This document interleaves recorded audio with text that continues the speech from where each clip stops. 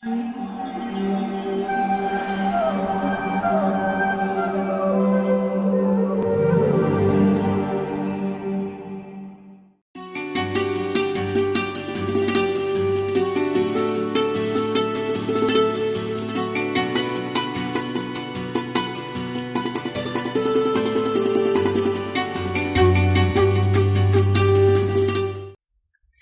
कृष्णा।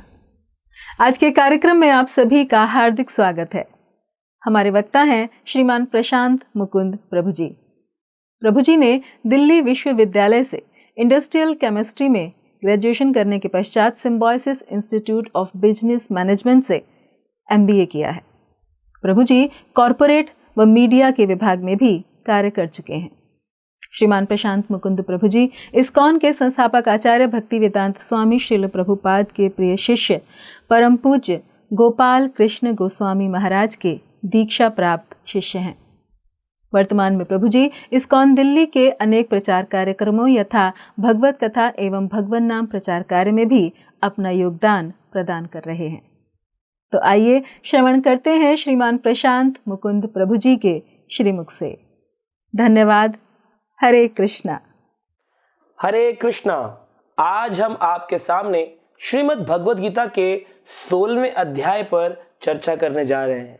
इस अध्याय का नाम है देवी तथा आसुरी स्वभाव। मतलब इस अध्याय में भगवान श्री कृष्ण ने अर्जुन को बता दिया कि दैवी, ये देवी नहीं है, दैवी मतलब दिव्य गुण जो एक सुर के अंदर, देवता के अंदर पाए जाते हैं, और एक असुर, सुर और असुर दोनों में क्या भेद है, देवता कैसे होते हैं और राक्षस कैसे होते हैं, सुर कैसे हैं, असुर कैसे हैं, दैव्य गुण कौन से हैं और दानवीय गुण कौन से हैं, इन दोनों का भेद इस अध्याय में भगवान श्री कृष्ण ने बताया, जिसमें 24 श्लोकों की संख्या में भगवान श्री कृष्ण व्याख्यान करते हैं। इस अध्याय के प्रथम श्लोक में दैव्य गुणों का वर्णन है और अनेकों श्लोकों के अंदर भगवान ने बताया कि असुर कैसे होते हैं। तो आइए पहले हम समझते हैं कि दैव्य गुण कौन से हैं जिनके बारे में 16वें अध्याय में भगवान श्री कृष्ण ने बताया। इसमें भगवान विशेष करके एक भक्त में 26 गुणों के बारे में वर्णन कर रहे हैं। अगर आप अपने को भक्त कहते हैं या फिर आप अपने को देवता की श्रेणी में सोचते हैं या समझते हैं या बनना चाहते हैं, लोग कहें बड़ा देवता जैसा व्यक्ति है, ऐसे ही बोलने से नहीं हो जाता है। जिस व्यक्ति में ये 26 गुण पाए जाते हैं वही भक्त है, वही देवता है, वही भगवान की नजर में दिव्य व्यक्ति है, एक महात्मा है। आइए चर्चा करते हैं ये 26 गुण कौन से हैं। भगवान कहते हैं, भगवान ने कहा, हे भरत पुत्र, निर्भयता पहला गुण है। निर्भयता, इस व्यक्ति को कोई भय नहीं रहता है, निर्भय रहता है। बिल्कुल आप सुनेंगे आज की कथा में कैसे एक व्यक्ति निर्भय हो सकता है। निर्भयता ये पहला गुण है। आत्मशुद्धि, इस व्यक्ति का हृदय, अंतर्मन, अंतःकरण पूरा शुद्ध हो जाता है, क्योंकि ये भगवान के नाम का जाप करता है, भगवान के शास्त्रों का अध्ययन करता है, भगवान को लगाया हुआ भोग रूपी प्रसाद ग्रहण करता है, कंठी धारण करता है, तिलक लगाता है। इसका पूर्ण रूप से बाहरी और अंदरूनी रूप से सब कुछ शुद्ध हो जाता है, आंतरिक और बाहर। इसे आत्मशुद्धि कहते हैं। तीसरा है आध्यात्मिक ज्ञान। उस व्यक्ति के अंदर शास्त्र का आध्यात्मिक ज्ञान होता है और वो विज्ञान रूप में, थ्योरी होती है ज्ञान और प्रैक्टिकल होता है विज्ञान। तो ज्ञान होता है शास्त्रों का, साथ में वो अपने जीवन में उसे विज्ञान के रूप में भी करता है, अनुशीलन भी करता है उसका। फिर बताया गया है कि दान करता है ये व्यक्ति, जो भी इसके पास है, अगर ज्ञान होगा तो ज्ञान का दान, श्रम करने की शक्ति होगी तो श्रम का दान, धन होगा तो धन का दान। ये अवश्य अपने पास जो चीज उसको एकत्रित नहीं करता, दूसरों को कल्याण के लिए से दान देता है, भगवान की सेवा में उसको लगाता है।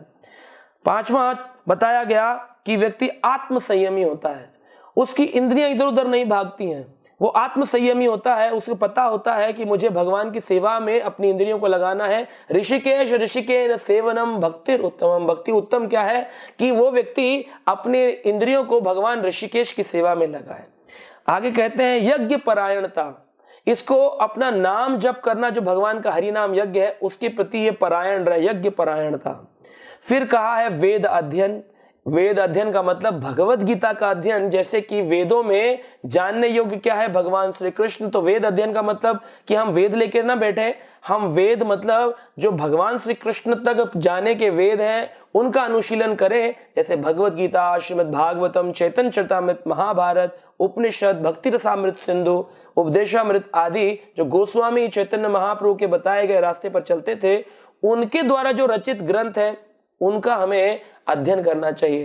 कहते हैं कि जो चैतन्य महाप्रभु थे उन्होंने अपने अनुयायी गोस्वामियों को 3 मुख्य काम दिए, गौर नाम, गौर धाम, गौर काम। लोग कहते हैं इसका मतलब क्या? भगवान चैतन्य ने ये शिक्षा दी कि इन 3 शिक्षाओं पे ही आज हमारी संस्था भी आधारित है, पूरी गौड़ीय वैष्णव संप्रदाय भी आधारित है। गौर नाम, भगवान गौरंग महाप्रभु कहते हैं भगवान श्री कृष्ण का नाम जपना चाहिए।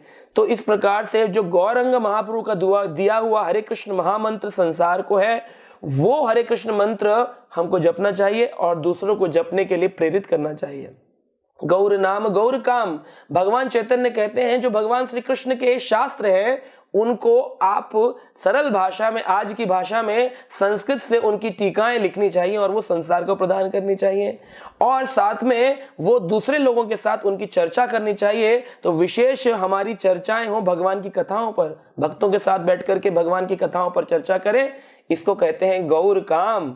और गौरधाम, भगवान श्री कृष्ण की जो लीला स्थलियां लुप्त हो गई थी उनको ढूंढना, या फिर जो ढूंढ चुके हैं उन स्थलियों पर जाना, कथा कीर्तन करना, उनकी यात्राएं करना, और साथ में नए मंदिरों का निर्माण करना जिसमें अनेकों लोग कल्याण कर सकें, अपने जीवन का, भगवान के नाम का शरण ले सकें, भगवान के दर्शन कर सकें, उसको कहते हैं गौरधाम। तो गौर नाम, गौर काम, गौरधाम कोई करता है तो सही मायने में वो वेद अध्ययन करता है। आगे कहते हैं तपस्या। ये व्यक्ति बहुत तपस्वी नहीं होता है कि सिर के बल खड़ा होगा। तपस्वी का मतलब वो जो भी खाता है पहले भगवान को भोग लगाता है फिर खाता है। वो सुबह जल्दी उठता है ताकि ब्रह्म मुहूर्त वेला में भगवान के नाम का जाप कर सके। वो अपने जीवन में वैराग्य को लेकर के आता है, अधिक चीजों के प्रति लोलुप नहीं होता है। इसको कहते हैं सही माने का दिव्य तपस्या। जैसा ऋषभदेव भगवान ने कहा, तपो दिव्यम पुत्र का ये न सत्वम। अपने पुत्रों से ऋषभदेव भगवान कहते हैं तुमको कौन होना चाहिए कि आपको दिव्य तपस्या करनी है। ऐसी तपस्या नहीं करनी कि आग लगा के बैठ जाना है, वो तपस्या की बात यहां हो रही है। सरलता, व्यक्ति को बड़ा सरल होना चाहिए। सरल शब्द का अर्थ ही है सरल। स से सीता, र से राम, ल से लक्ष्मण। जिसके हृदय में सीता राम लक्ष्मण राधा श्याम सुंदर बसते हैं, वो व्यक्ति अपने आप ऑटोमेटिकली बहुत विनम्र होता है और वो भक्तों की सेवा करता है। अपने को सबसे निम्न नीचे का मानता है, औरों को ऊपर का मानता है। तो ये बात जिसमें आ जाए वो व्यक्ति सरल व्यक्ति है, सरलता। साथ में कहा अहिंसा, हिंसक नहीं होता है।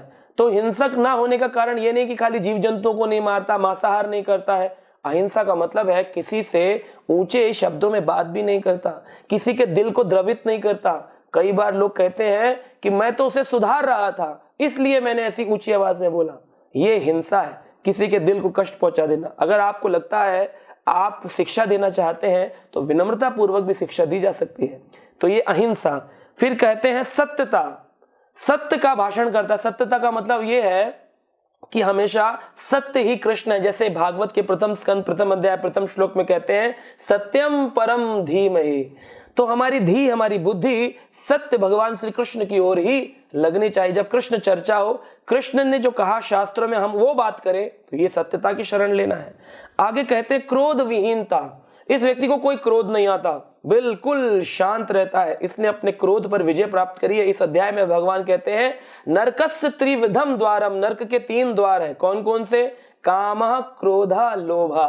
काम वासनाएं, इच्छाएं, क्रोधा और लोभा। लोगों का क्रोध वश में नहीं होता, क्योंकि क्रोध इसलिए आता है क्योंकि उनकी उम्मीदें बहुत हैं, संसार को अपनी शरण में लाना चाहते हैं, उनके ऊपर कंट्रोलर बनना चाहते हैं। स्वामित्व की भावना से क्रोध आएगा, गुस्सा आएगा, फिर आप भूल जाएंगे, फिर आप क्षमा मांगेंगे, मुझे क्षमा कर दीजिए। लेकिन आपको क्रोध आया क्यों? क्योंकि स्वामित्व की भावना है। तो इसलिए व्यक्ति को क्रोध विहीनता। बाद में कहा त्याग होना चाहिए उसके जीवन में। त्याग मतलब वो अपने गुरु की सेवा के लिए, भगवान की सेवा के लिए अपने आराम का त्याग करे, ऐसा त्यागी व्यक्ति होना चाहिए।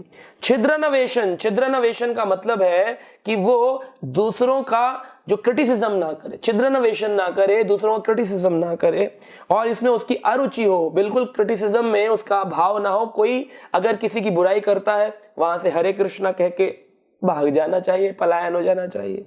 आगे, समस्त जीवों पर करुणा, समस्त जीवों पर करुणावान होता है। जैसे श्रील प्रभुपाद अंग्रेज लोगों को करुणा भर की दृष्टि से देखे, उनको शिक्षा दिए और उनका उद्धार कर दिए।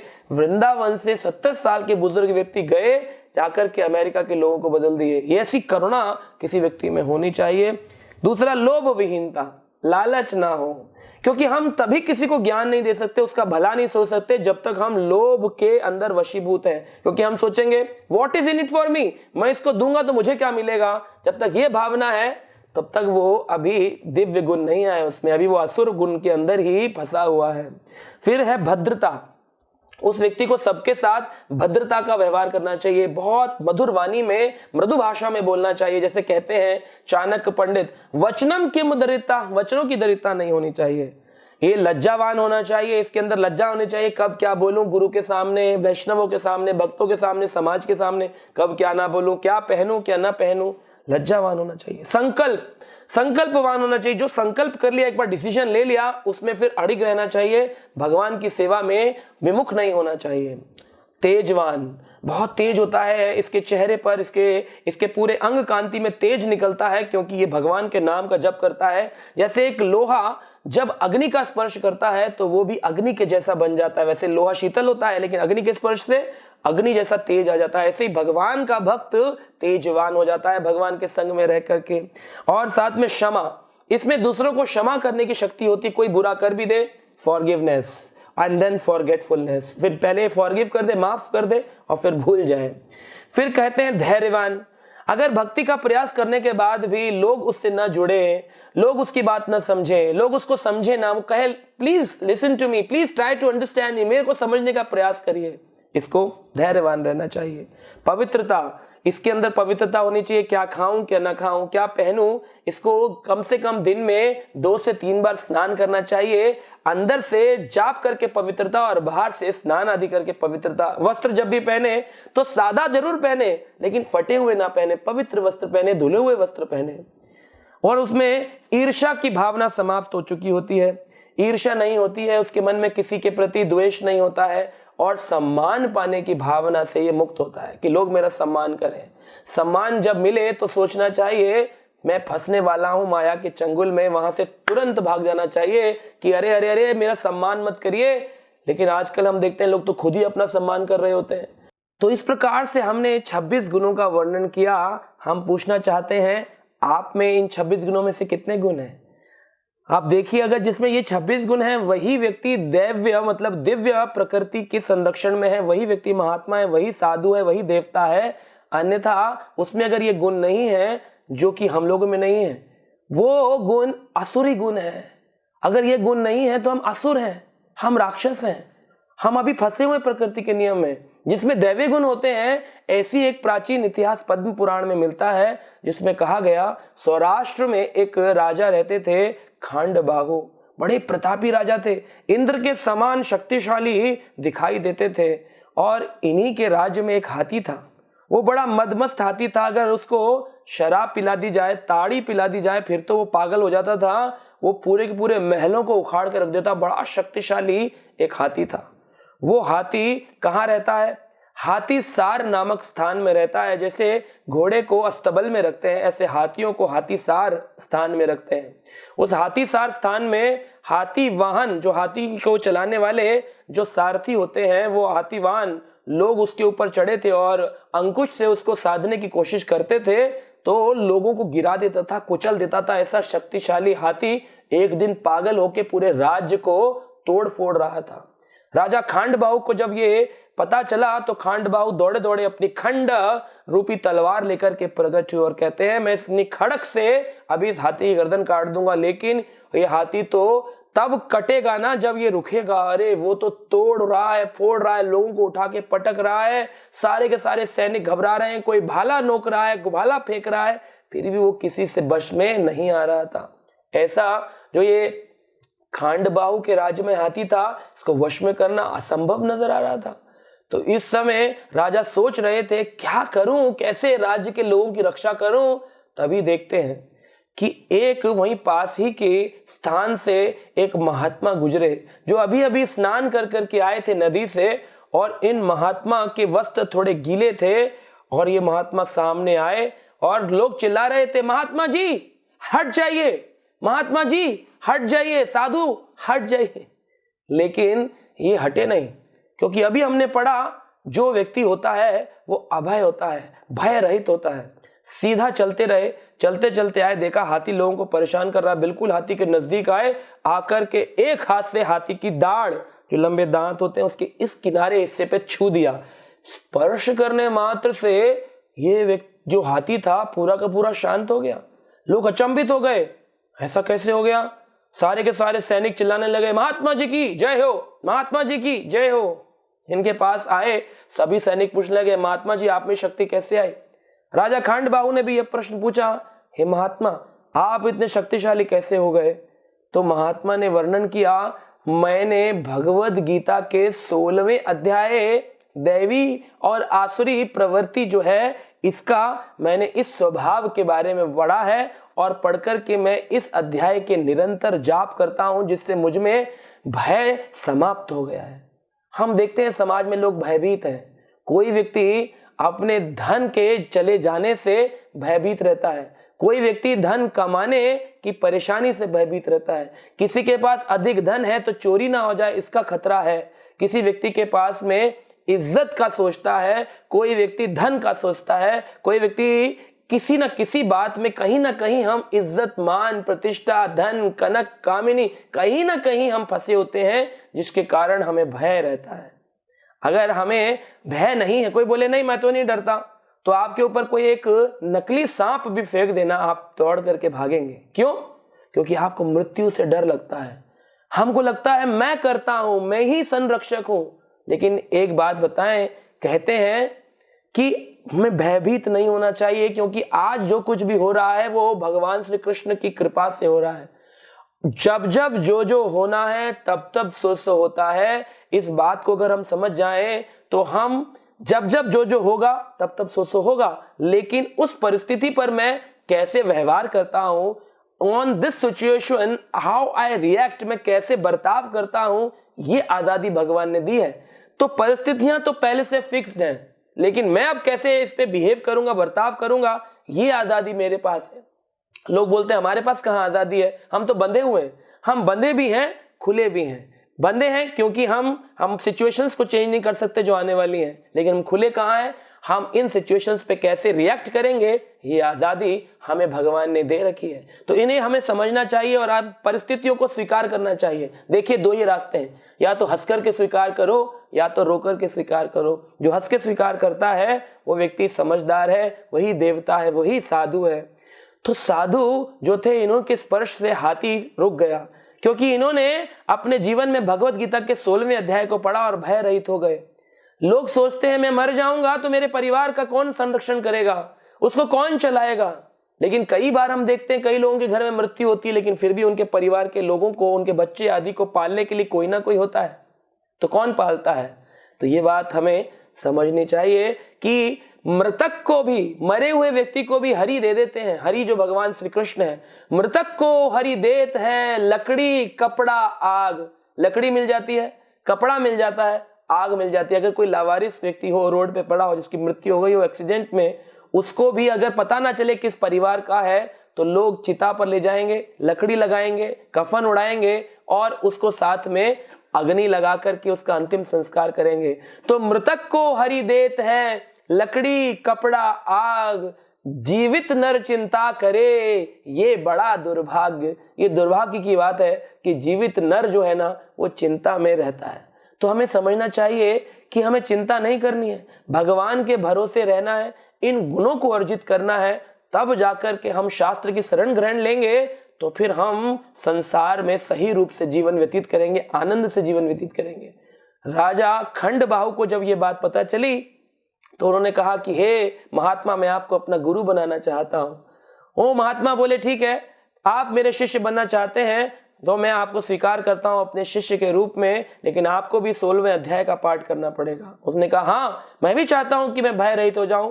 मैं राजा होकर के डर रहा था, मेरे पास सैन्य बल था, शस्त्र थे, शक्ति थी, मैं क्षत्रिय था। आप ब्राह्मण हैं, निर्बल हैं, बिना सैनिकों के हैं, बिना शस्त्र के हैं, सिर्फ शास्त्र उठाए हाथ में आ रहे हैं और शक्तिशाली हैं। हम देखते हैं ऐसे कई साधु हैं, चाणक्य पंडित, उन्होंने कितने बड़े बड़े राजाओं को राज्य से हराया, कितनों को जितवा दिया। श्रील प्रभुपाद एक भागवत शास्त्र लेकर के हिंदुस्तान से अमेरिका गए, पूरे विश्व में 108 मंदिरों की स्थापना कर दी, पूरे विश्व पर राज किया, एक जगत गुरु बन गए, सिर्फ शास्त्र की शरण ग्रहण करके। वैसे तो शिला प्रभुपाद एक शुद्ध भक्त है, परंतु फिर भी वो हमें शिक्षा दे रहे हैं कि भागवत रूपी, भगवत गीता रूपी शास्त्र की शरण ग्रहण जो करता है, पूरा विश्व उसके साथ होता है। कहते हैं, स्वदेशे पूज्यन्ते राजा विद्वानम सर्वत्र पूज्यते। चाणक्य पंडित ने कहा कि जो राजा है वो स्वदेश में पूजा जाता है। खंडबाहु को खाली वही लोग पूजते थे जो उसके सैनिक थे, लेकिन हाथी उसको नहीं पूज रहा था। जैसे ही उसका राजा का एरिया समाप्त हुआ, हाथी ने उसको स्वीकार करना बंद कर दिया, उसके ऊपर चढ़ने वाला था, लेकिन महात्मा को उसने स्वीकार किया। महात्मा के स्पर्श से वो हाथी रुक गया, क्योंकि स्वदेश में राजा की पूजा होती है, लेकिन विद्वान की पूजा सर्वत्र होती है। अगर हम किसी से पूछें, बताइए ऑस्ट्रेलिया के एक सिटी के चीफ मिनिस्टर का नाम, चलिए ऑस्ट्रेलिया के कॉन्टिनेंट की एक कंट्री के प्रेसिडेंट का नाम, नहीं मालूम होगा। हो सकता है कोई जीके बैकग्राउंड वाला व्यक्ति हो, सिविक साइंस वाला हो, वो बता दे, पॉलिटिकल साइंस, लेकिन जनरल व्यक्ति नहीं बता पाएगा। लेकिन अगर कोई पूछे चाणक्य पंडित कौन था, इस बात को विश्व के सारे लोग जानते हैं। श्रील प्रभुपाद कौन थे, विश्व के सारे लोग जानते हैं। क्यों? स्वदेशे पूज्यन्ते राजा, राजा सिर्फ अपने देश में पूजा था, विद्वानम सर्वत्र पूज्यते। तो इस महात्मा के कारण हाथी ने भी उनका पूजन किया, राजा ने भी उनको शरणागति कर दी, और फिर राजा ने भी 16वां अध्याय पढ़ना शुरू कर दिया। पढ़ते पढ़ते जब उनको लगा मुझ में भी दैवी शक्तियां आ गई हैं, दिव्य गुण आ गए हैं, तो उन्होंने अपने को एक बार टेस्ट करना चाहा और घुस गए हाथी सार में और कहा, इस हाथी सार के जितने हाथी हैं, इन सब हाथियों में से सबसे ज्यादा बलशाली हाथी कौन सा है? उन्होंने बताया, ये हाथी सबसे बलशाली है। कहा, अच्छा, अगर ये इतना बलशाली हाथी है तो इसको खूब सारी मद ताड़ी पिलाओ, मदिरा पान कराओ, फिर छोड़ो। फिर छोड़ा गया, और छोड़ने के बाद जब ये आया तो आकर के राजा ने आंख बंद कर ली, अपने गुरु का स्मरण किया और अपना हाथ स्पर्श करके क्या बोला, हरे कृष्ण कृष्ण कृष्ण हरे हरे, हरे राम राम राम हरे हरे। और आश्चर्यचकित होकर सारे सैनिक सोच रहे थे राजा का क्या होगा। राजा तुरंत हाथी को एकदम स्थिर कर दिया, हाथी रुक गया। जो कि भयभीत करता था लोगों को, अब खुद हाथी भयभीत होकर राजा से रुक गया। राजा ने कहा, पहले मेरे पास खाली शास्त्र नहीं थे, शस्त्र थे, उसी का बल था, लेकिन अब मेरे पास अपने गुरु का शास्त्र आ गया है। राजा ने अपने पुत्र आदियों को वो स्थान, गद्दी प्रदान करके कहा, अब मैं गुरु की शरण में रहूंगा। 1000 स्वर्ण मुद्राएं अपने गुरु को प्रदान करी, उनके लिए सुंदर आश्रम बनवाया और उन्हीं के साथ में विचरण करने लगा, उन्हीं के साथ रहने लगा। इस प्रकार से आपको समझना चाहिए, जो इस भगवत गीता के 16वें अध्याय को पढ़ता है वो व्यक्ति भगवान का भक्त बनता है। हमें शास्त्रों को छोड़ना नहीं चाहिए। जो व्यक्ति शास्त्रों को छोड़ देता है उस व्यक्ति को इस जीवन में भी मुक्ति नहीं मिलती, सुख नहीं मिलता, अंत में भी सुख नहीं मिलता। कहते हैं, यम शास्त्र विधिम उत्सृजे वर्तते काम करात। उस व्यक्ति को अगर कोई शास्त्र विधि को छोड़कर काम करता है, न साम सिद्धिम आपनोति, न सुखाम, न सिद्धि मिलती है, न सुखाम, न परम गतिम, न परम गति मिलती है। अगर आप चाहते हैं आपको सुख मिले, परम गति प्राप्त हो, तो इस 16वें अध्याय की शरण ग्रहण करिए, इसका अध्ययन करिए और दैव्य गुणों को अर्जित करिए। हरे Krishna. For more such devotional programs, please watch Hare Krishna television. To get this channel, please contact your cable or DTH operator. For more information, please call 8767 845 845.